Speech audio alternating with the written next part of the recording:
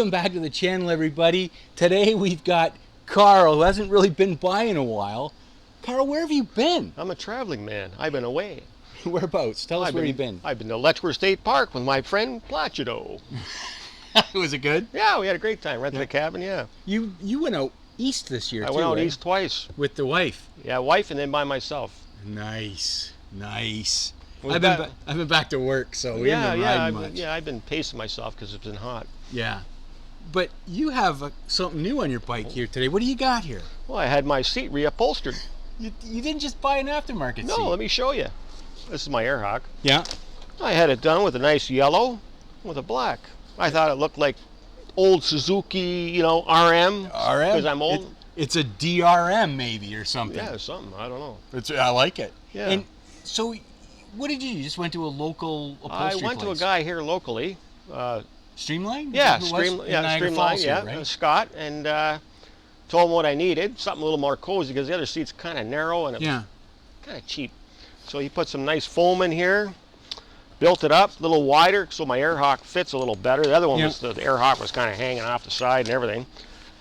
Might not even need the air hawk now with this. Yeah, and the stitching on it, like it looks just great. I mean, obviously the guy's a professional. Yeah, he does good work.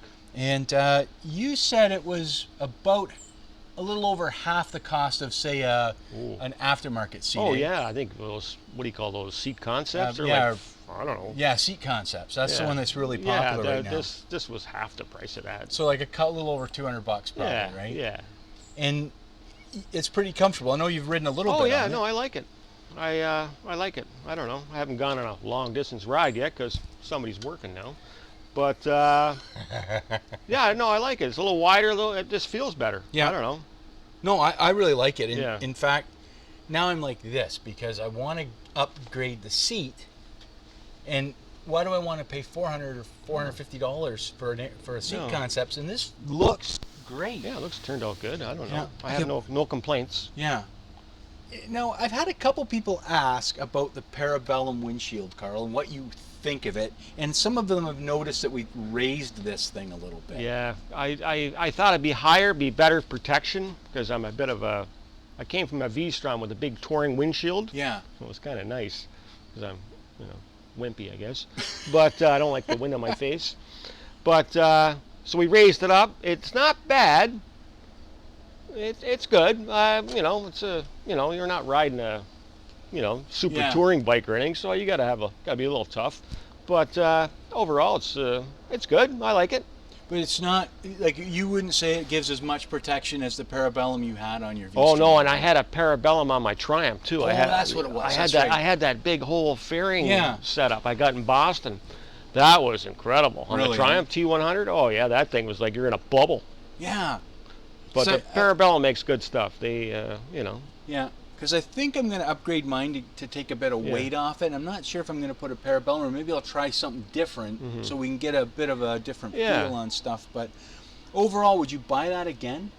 Yeah, I don't know. Well, we looked at the options out there, and that was one of the better options. So good, had some good reviews. Yeah, and I'll try to get a little bit of a close-up on the brackets that we made here to raise it up a little bit. Like I don't know, if I hold my head way up riding, I get a little bit of hit. But if I'm just down a tad, it's perfect. So maybe it's too high. I don't know. They say you got to play with it. So if it was adjustable, like the V-Strom had an adjustable windscreen, well then I put that touring one on, but it's that big gibby thing. Yeah.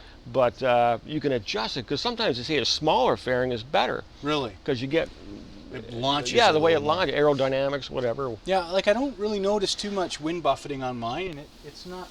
Well, I guess it's about the same size, but it's got that little lip on the top on mine. Yeah, they have a little thing on some of them, little kind of. All right. Yeah, I don't know. And I guess after you ride this a little bit more, maybe you can give them give everybody a little bit more feedback on this. But I just wanted everybody to see that there's other options out there other than just buying right off the shelf, right? Well, a friend of mine had his bike done. He's got a Kawasaki Versys. He sent the seat down to, I don't know, Arkansas or something. Took months. Got it back. Cost him a lot of money. Yeah. It's a beautiful seat, but I'm happy with this. I don't know.